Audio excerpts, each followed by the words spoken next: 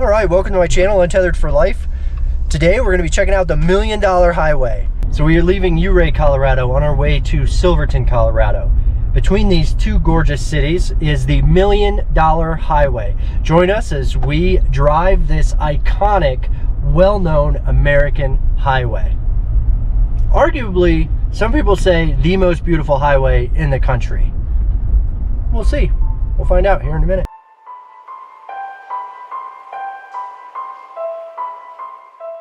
Bye, Ouray.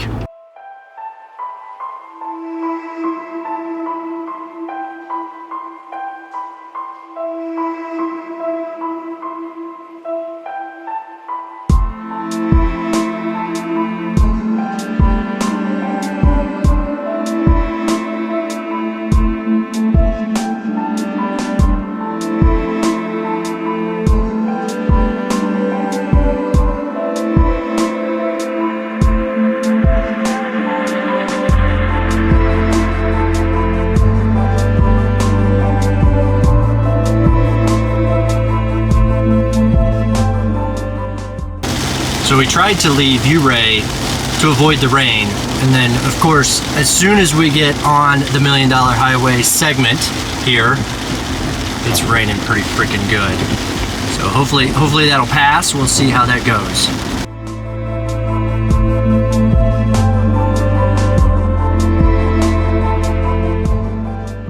This right turn here will take you to the Via Ferrata in Ouray, as well as a number of gorgeous hikes and waterfalls.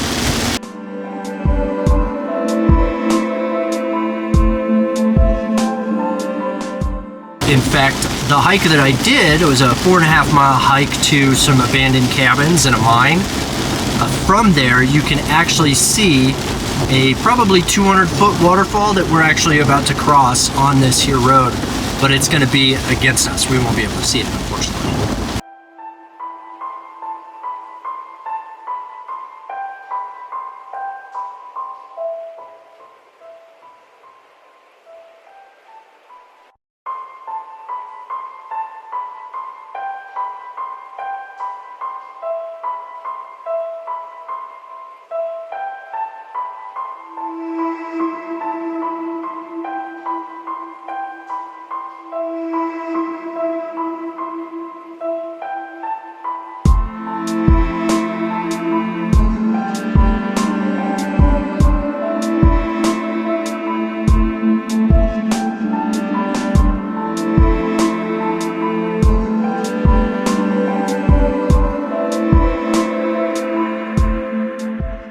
So in just a matter of moments, we are on top of the city of Ouray. There's some gorgeous views.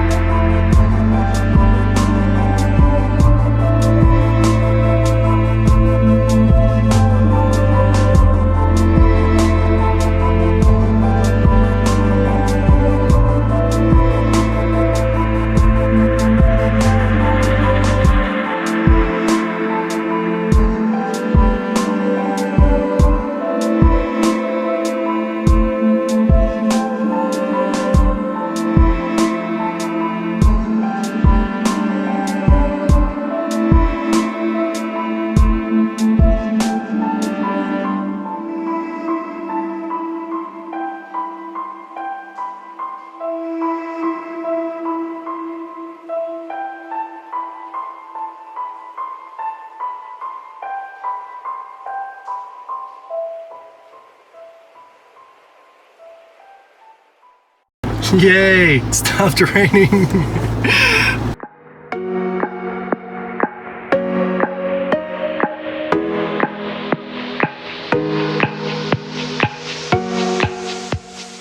So it's about a 45-minute segment of road, and I'm hoping that the rain will stay away long enough for us to capture how unbelievably gorgeous this road is.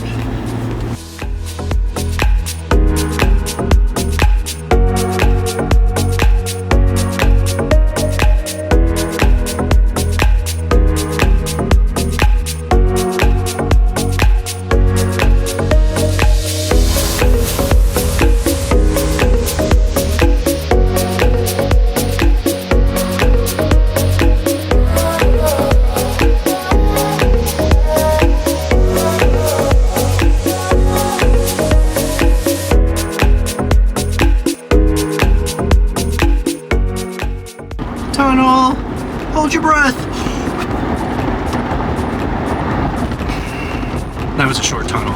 You guys play that game? Hold your breath through the tunnel. I would highly suggest that the driver not play. You don't need the driver passing out.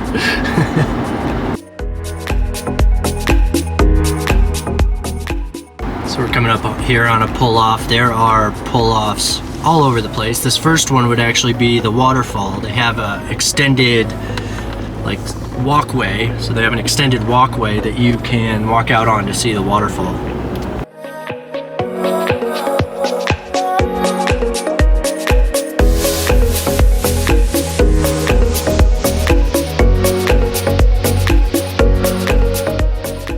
So I'm not a huge fan of the rain. The clouds covering some of the prominent peaks is really cool looking.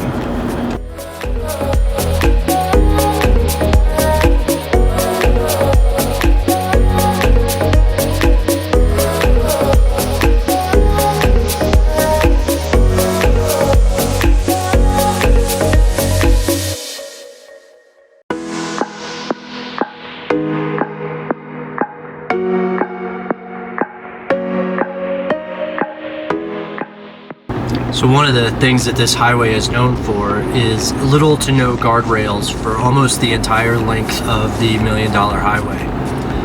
Now, as you can see here, there's no guardrails. It's a really far drop. So don't mess around on this highway.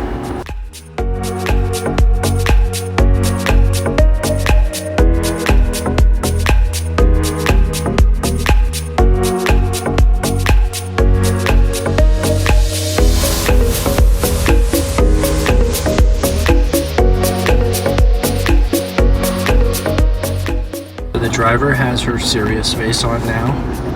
There is inches, just inches on the side of the road in some of the places here. Blind corners and the whole works. I actually saw a bicyclist on this highway yesterday, which, oh man, that would be so nerve-wracking.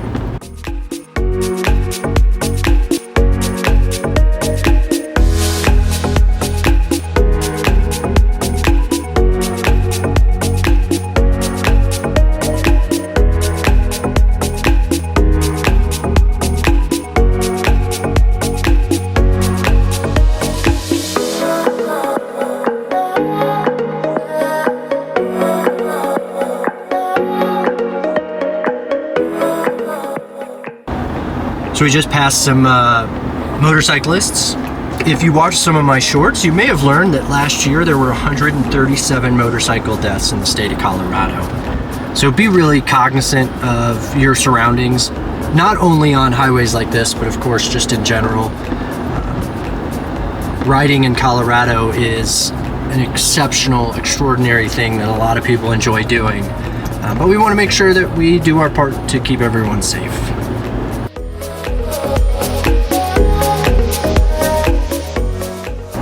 I love the way the light shines through the clouds onto the rocks. That's so cool.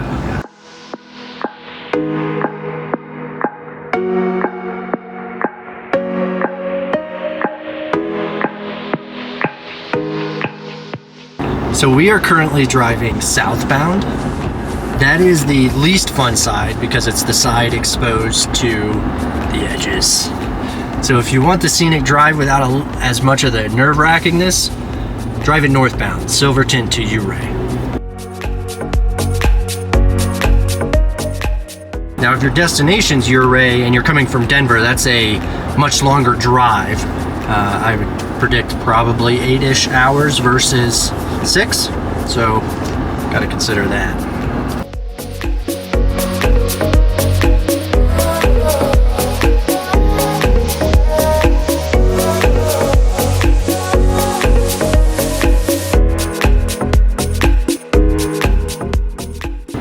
So my wife says that they put bumps in the middle too, so you don't swerve into the other lane or cut any corners or anything like that.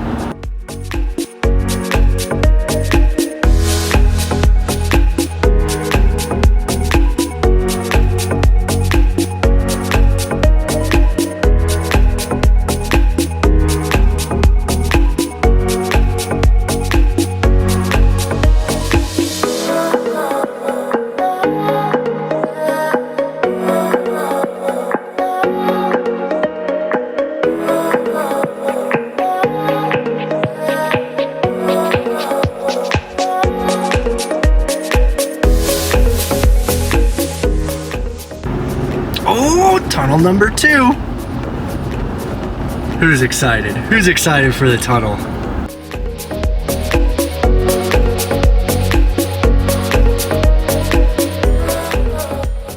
This one looks like a rock prevention slash move the waterfall kind of tunnel.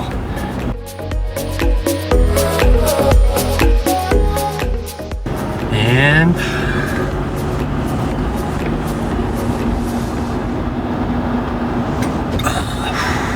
that was another easier one. These are short tunnels. See, I've never done the tunnel thing. I was always taught cemeteries. Cemeteries? Yes. What are cemeteries? Explain it to us. Oh, you hold your breath going by a cemetery because dead people can't breathe. Oh, I see. So since dead people can't breathe, why should you?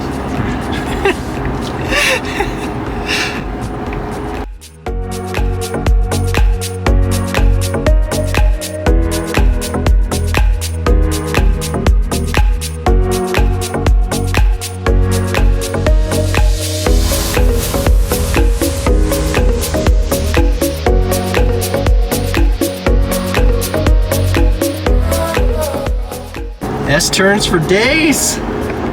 S-turns for days. Man, where is the Supra when you need it? Oh wow, look at that river, guys. Holy cow. That is so cool. It's right up against the road. Right up against these gorgeous S-turns. I'd be so nervous with you and the Supra on here. I'd be pretty nervous with the Supra. I usually open the sports cars up a little bit, but I don't think I would on this road. I like guardrails. Probably a false sense of security, but I like guardrails nonetheless.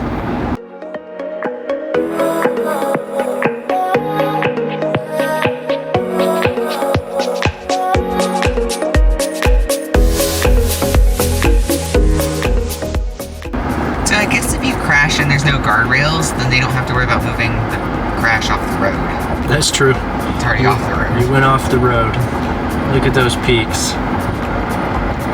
So it is June 17th, and there is still plenty of snow at high altitude.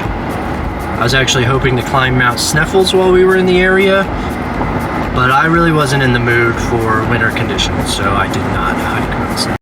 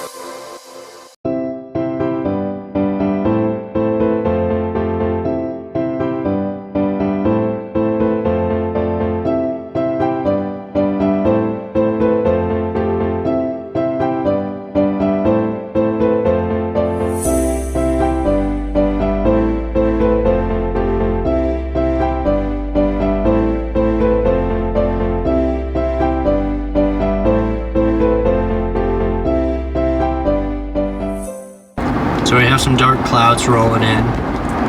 Good rule of thumb is in the mountains, expect 2 o'clock rains in the spring. I just kind of plan on it. There's a little road cut back there. Deer didn't make it. And we are cutting it close. I think it's a little past noon. And the 2 o'clock thing, that's just a rule of thumb. So it raining at 2 o'clock is just a little rule of thumb that I use, but be prepared for a change in weather in the mountains at any time. You never know. It's very unpredictable.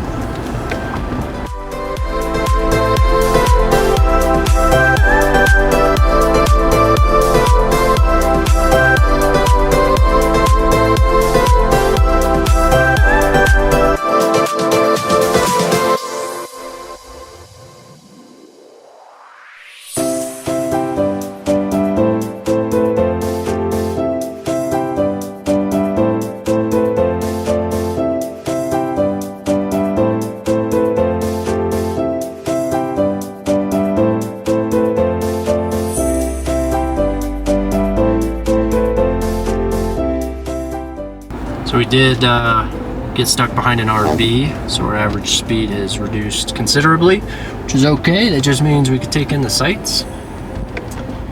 You did say caution 10 miles an hour. So not the speed limit, but the caution. Oh, for like the S-turns and stuff like that? Yeah. So I probably shouldn't share this on camera. I find that I'm comfortable going about 10 to 15 miles an hour over any of the caution signs. I don't break the law or anything, guys. Don't worry about it. But I'm just saying.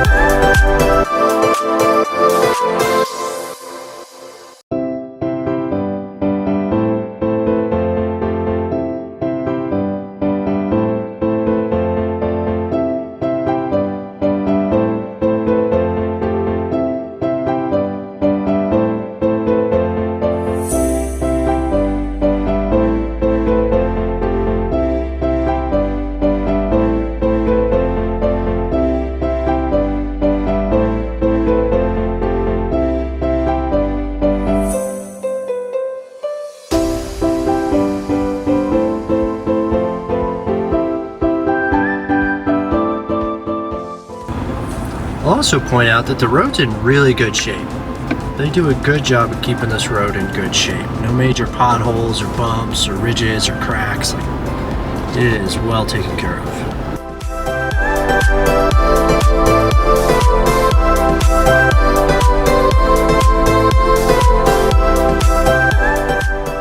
Now we can throw caution to the wind.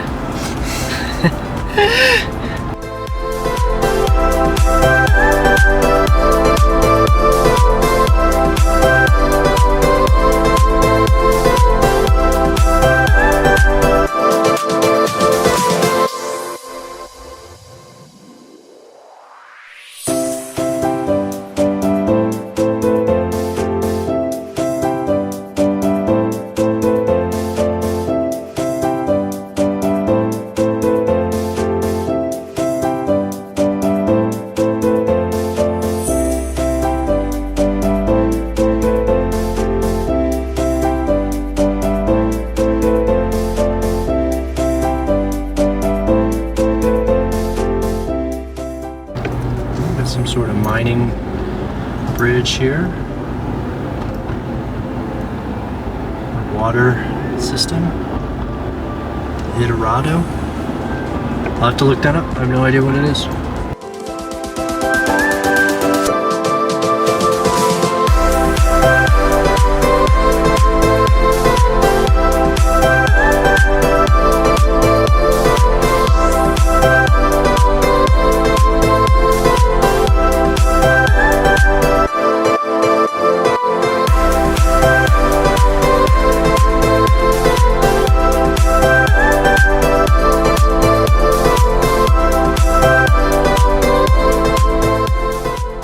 So it looks like we're back on a cliff again. That's kind of cool. At least we're on the other side of the cliff. So earlier I was talking northbound, southbound. I don't know how bad this one gets, but it looks like it could be that whatever direction you go, the driver and passenger will have a side on the edge of the cliff. So far though, the drop-offs on the southern end of this highway don't seem as bad.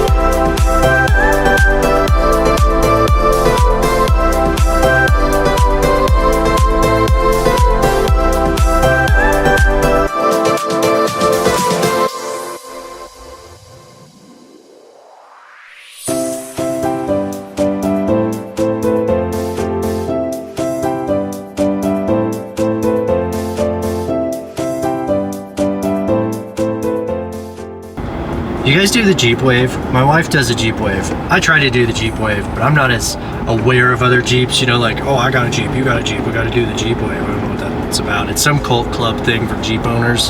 It's like something happens, you buy a Jeep and then you gotta wave at everybody with a Jeep. But we have found that in Ouray and Telluride, there's so many Jeeps, I think people just don't do it as much because it's like, okay, look, another Jeep, we're gonna be waving all day.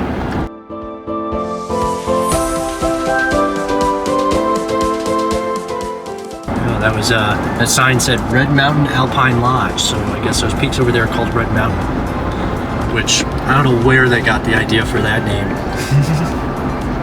Maybe it has something to do with the red dirt.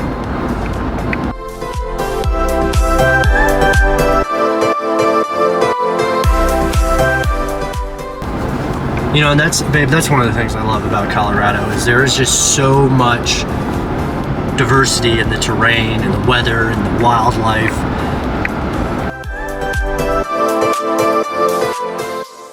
Well, Elon Musk can come here and fake the Mars landing whenever that happens.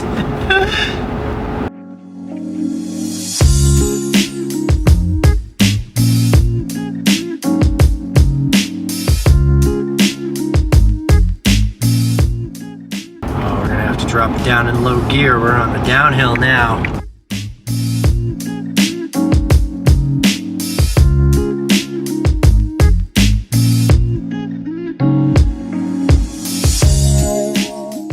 Driving downhill in the mountains can be very scary, especially if you don't use low gear. So if you don't use low gear, gravity will eventually get your car to move pretty fast. And then you got to use your brakes while you're moving really fast downhill. That's really scary, it's unsafe, and it wears down your brakes. Shifting down in your car, even though the engine is revving really high, that's okay, that's fine. But you can maintain lower speeds while going downhill without having to use your brakes. It's safer, it's more comfortable, it's less nerve-wracking.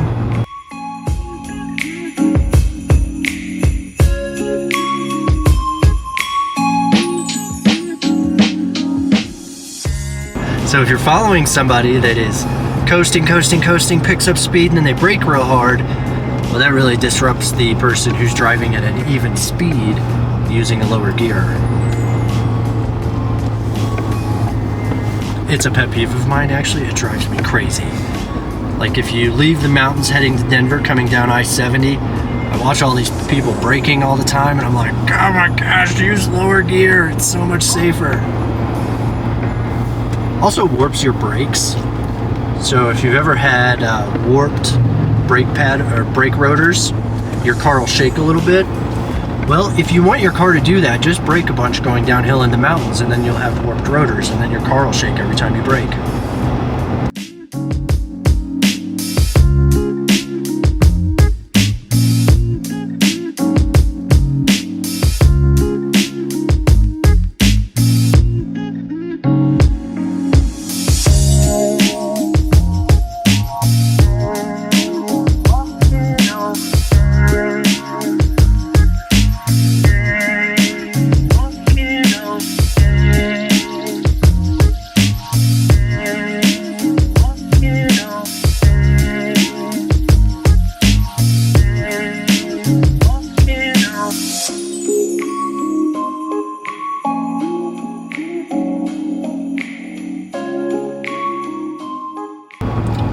the speed limit's 30. We're going about 28 miles an hour.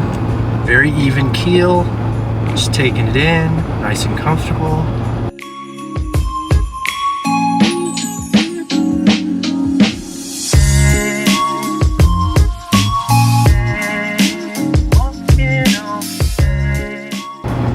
Basically, the signs that say truckers use low gear, that means everybody.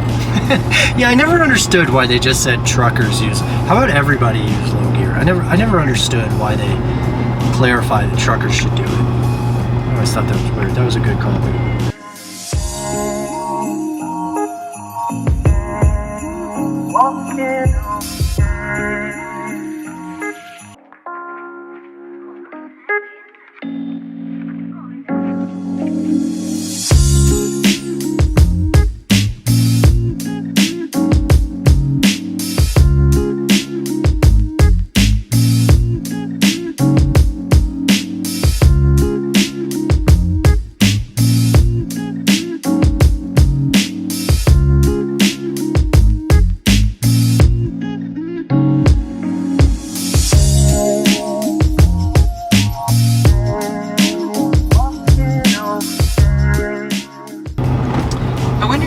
Guardrails is something to do with like snowpack and rockfall. Yeah, I was thinking rockfall. Yeah, and snowpack. Yeah, so that it naturally goes down the hill opposed to staying on the road. Yeah, that would make perfect sense. Otherwise, they'd have to come up here and clear it all the time. You know, and in this area here, this kind of valley between these two pretty big peaks, I kind of feel like I'm hiking a 14er, but I'm in a car. So there's usually this point when you hike a 14er where you're approaching tree line or you break tree line and then you see these gorgeous rocky foundations. Well, I kind of feel like we're amongst those right now, but I'm in a car. It's kind of nice. I don't have to do all the laborious work. So yeah, I'm great with that.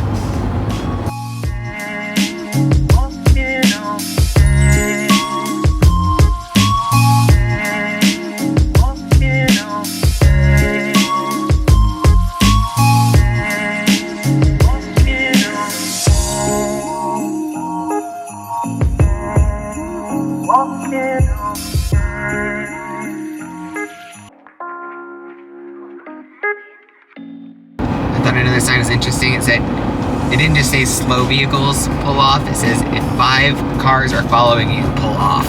Oh, that's nice. Like a very distinct, like, you are the problem if 5 people are following you. You gotta train, get out of the way.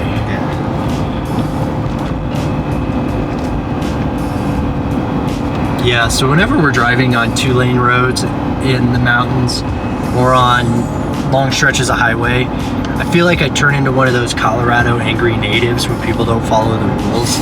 Like, you stay in the right lane except to pass. So what that means, just so you know, is if there's no cars in the right lane, get in the right lane. You don't just drive willy-nilly in the left lane.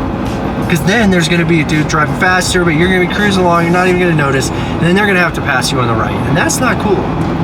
I feel personally attacked. She's from Texas. She doesn't understand. It's okay. She's getting better.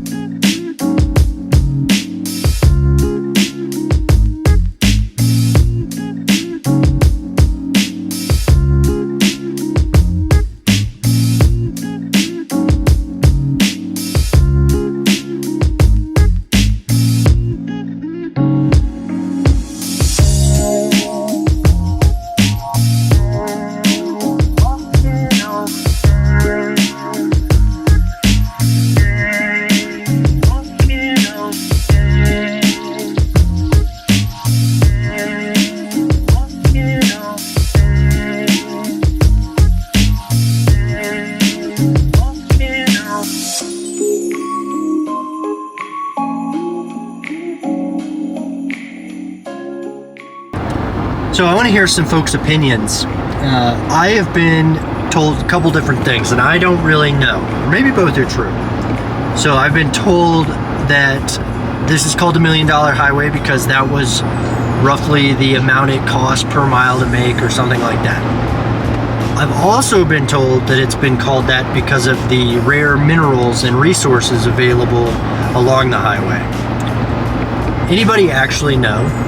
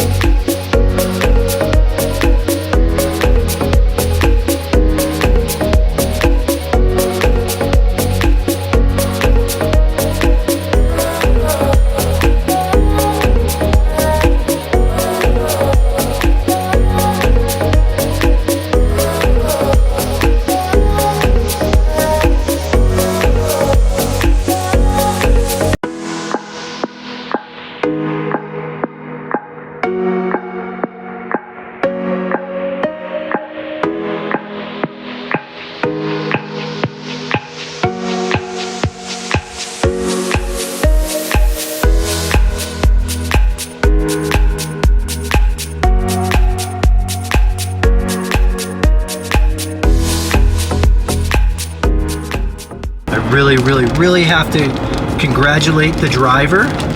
She is an exceptional mountain driver, despite my jokes about her disobeying the lane rules. She is very comfortable in her vehicle, understands the gear ratios. She's just a good person to go on a drive with. Except for I won't let her take my Subaru. She's crazy in the Subaru. Ice. I'm still working on the ice thing. Yeah, you'll get there. We need to do that Breckenridge. You guys should let us know if we should take Amanda's Jeep to the Breckenridge ice races in the winter. Not Breckenridge, excuse me. The Georgetown ice races in the winter. So Georgetown has a lake that freezes over, and then they teach people how to drive on ice, and they have dune buggies and ATVs and races. Man, I think that'd be a hoot.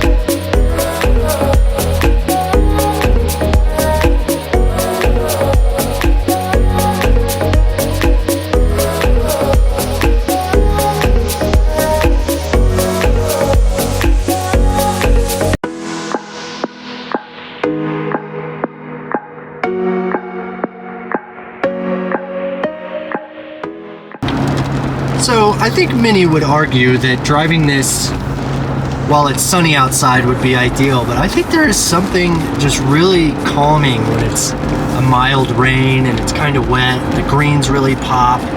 It's kind of cool.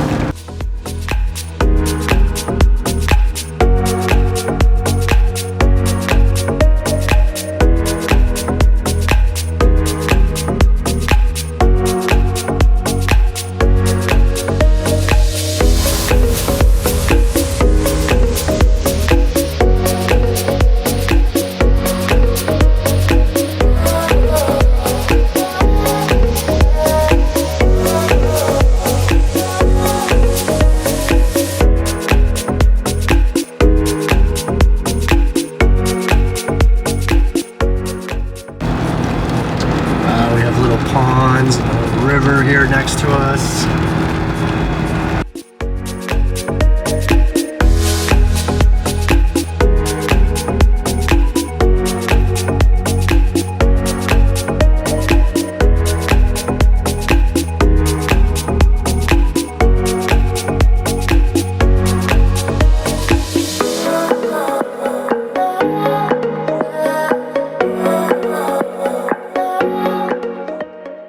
And at the base of the $1 Million Highway, you could buy some pot.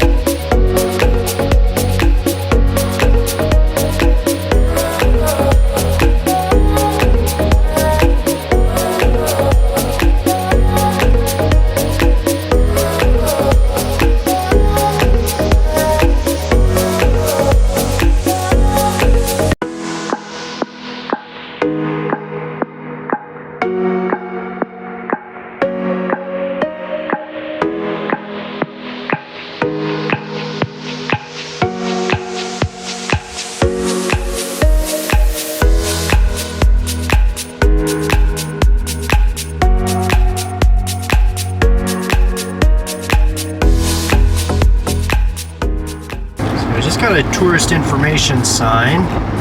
Been recording for about 40 minutes, so I think we're probably approaching Silverton here any minute. I'll check the map real quick.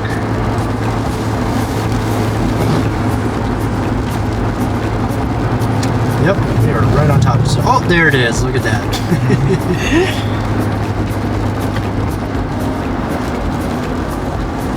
Alright, so thank you for tuning into my channel, Untethered for Life. I hope you guys enjoyed our scenic view on this slightly rainy day of the $1 Million Highway. We've checked out a variety of things in the Ouray and Telluride area.